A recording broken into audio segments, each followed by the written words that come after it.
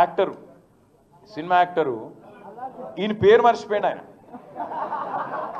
చెప్పేటప్పుడు పేరు మర్చిపోయాడు. తెలంగాణ సీఎం అని చెప్పి అడిగి చూసిండు కొద్దిగా. మనోనికి ఆయన ఎక్కడో తలిగింది. అయితే నేనేమంటున్నా, గింత అన్యాయం అని పేరు మర్చిపోతే జైలు పెడతావు. ఇక గట్ల తయారైండు మన చిట్టినాయుడు.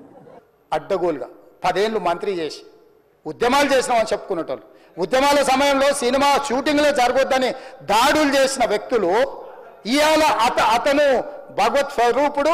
అసలు అతన్ని పోలీసులు ముట్టుకుంటారా? అసలు ఈ రాష్ట్రం ఏమైపోతుంది? ఈ రాష్ట్రం ఉంటుందా?